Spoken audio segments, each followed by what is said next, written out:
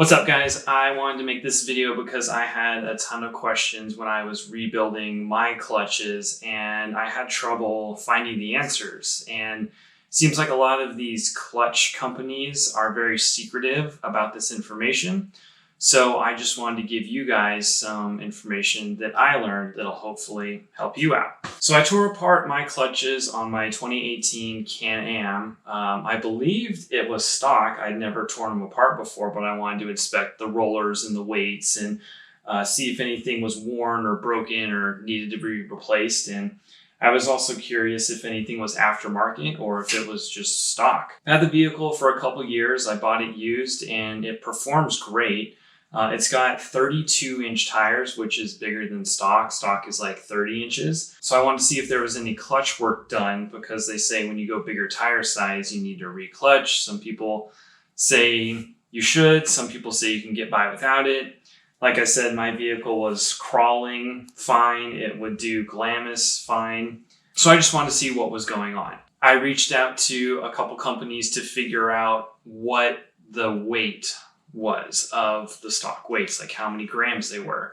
No one really gave out that information and it was really hard to find on the internet. And oddly enough, putting it into ChatGTP, it told me that it was about 65, 68 grams, something like that per weight, which was the stock, which I did a little more research on some forums and some groups and found that to be correct. So pretty safe to bet that the stock weights in the primary clutch, because the secondary doesn't have weights, is about 65 grams. Now, as far as the spring goes, I don't recall what that weight was. I'll put it on the screen. It took me some searching to find that information too.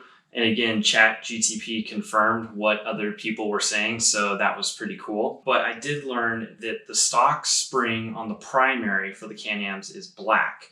And the spring that I found was actually this purpley one. You can see it's purple, but it's also been black. There's like half spray paint black on it.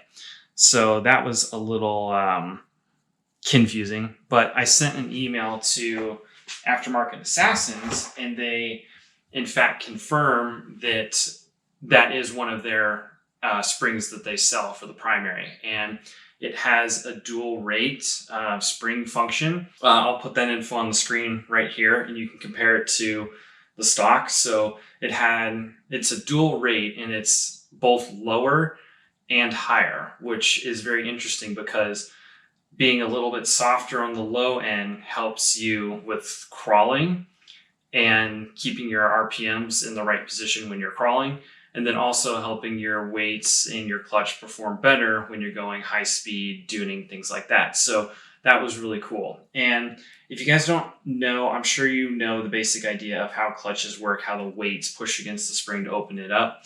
But what I've learned is when you're making these adjustments, you don't have to adjust both your weights and your spring, because if you adjusted both of them, say you made your spring stiffer and your weights heavier, you're essentially canceling out those changes and you're not getting any difference in performance. So if you just make your spring softer, then your weights are gonna expand the clutch and shift it essentially sooner, and then vice versa. So with that in mind, I'm not touching anything. I'm just keeping that aftermarket spring because it performs well. The weights are clean. The rollers look good. I took the rollers out and inspected those, and those are all looking really good. I did notice that some of these little buttons, little bushings, have worn out, and some fell out when I took it apart. So I'm just going to replace all of those because that's a wearable part. A lot of these companies, they won't tell you what weights or what spring to put in your primary clutch when you're making changes like different tires or you're throwing on a turbo or increasing horsepower, things like that. They want to ask you, how heavy is the machine? How big are your tires? How much horsepower do you have? How heavy are your passengers? And what kind of riding do you like to do? And then they want to sell you a clutch and send you that's already pre-made with the weights and springs, which is great if you have the money for that and you don't care about doing it yourself. or you don't necessarily want to know the details of the weights and the springs and all that stuff.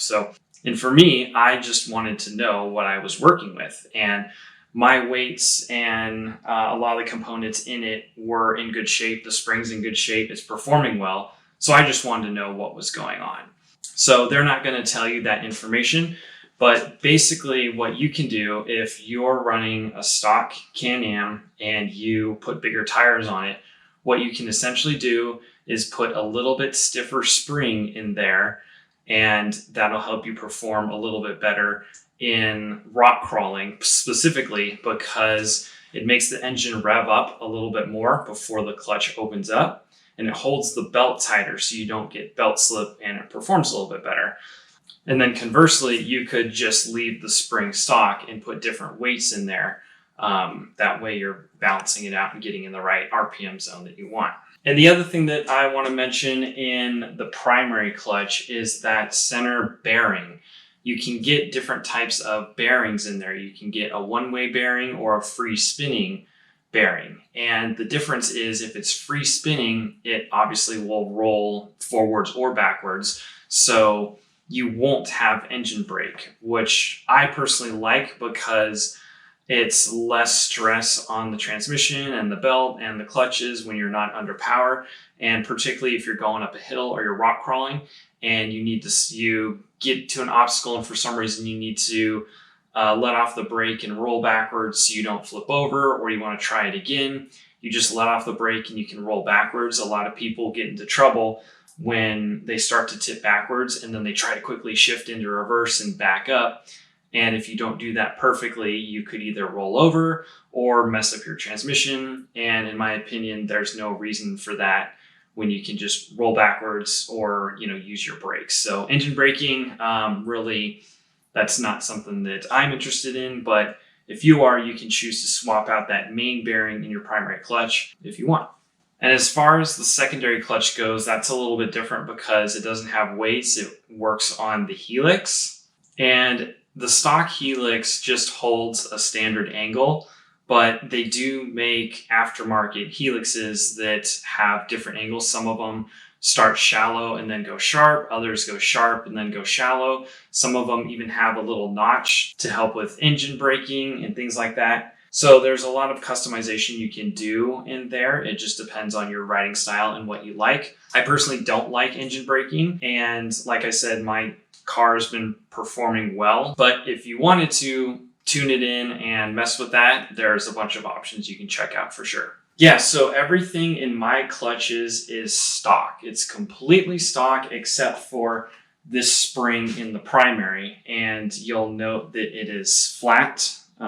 There's no tangs, I believe. So you don't clock the spring in the primary clutch. You only clock the spring in the secondary.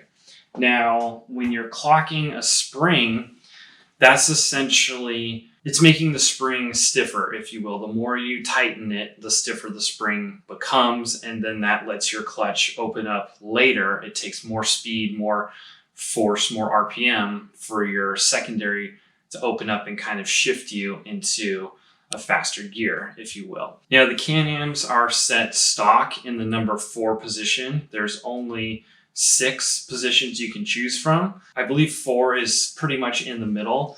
1, I believe, is the tightest. And from what I've researched online, the only reason you would want to do that is if you're pushing horsepower that's above 200 and your belt starts slipping. So you need that a lot tighter to keep it engaged and from slipping. My Can-Am is stock. It's only pushing 172 horsepower. So I'm just leaving it in the number 4 position. If you were to go the opposite end of the spectrum and put that tang in the number 6 position, that's going to be very loose and you're going to slip your belt constantly and you're not going to go anywhere. From all my research, if you're under 200 horsepower, just leave it in the number 4 clocking position. And you can find videos online that teach you how to clock it and set that up perfectly. But that spring for the secondary clutch, you can tell it's for the secondary because it's got a tang on the top and the bottom.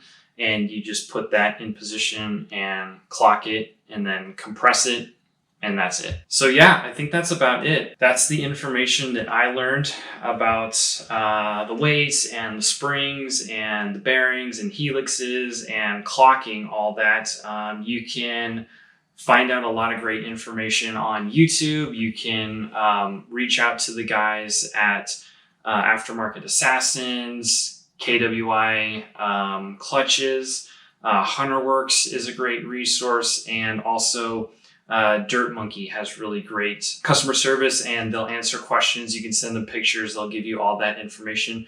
But again, they're trying to sell their clutches that are pre-made and pre-designed. So they might not give you too much information, but they'll help you if you ask them, hey, do my weights need to be replaced? Is the spring good? How do I clock it? Things like that. So you definitely reach out to those guys. And surprisingly enough, ChatGTP is amazingly accurate. Take it with a grain of salt because it's new technology and you never know.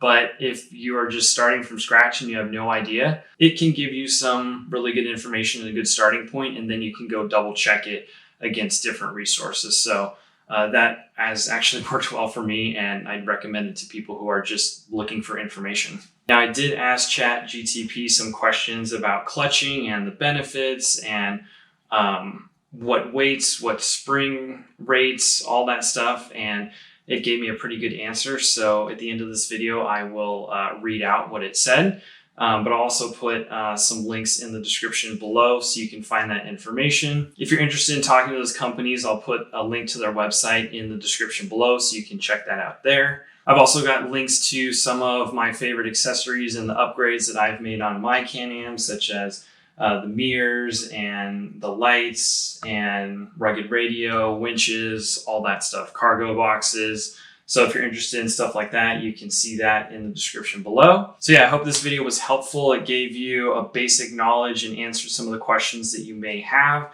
and just give you a good starting point on your process of reclutching your UTV, your side-by-side. The Can-Ams, the Polarises, all the concepts are pretty much the same because they're both running off the same type of clutches. So this information can get passed back and forth between both of them. But yeah, thanks for watching, and we'll see you in the next one. What are the benefits of reclutching your UTV when you increase the tire size?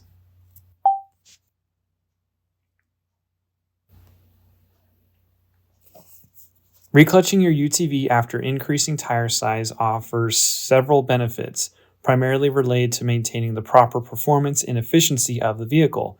Here's a breakdown why it's important. Restores the proper RPM range. When you increase tire size, the overall gearing of the vehicle changes, often lowering engine RPMs.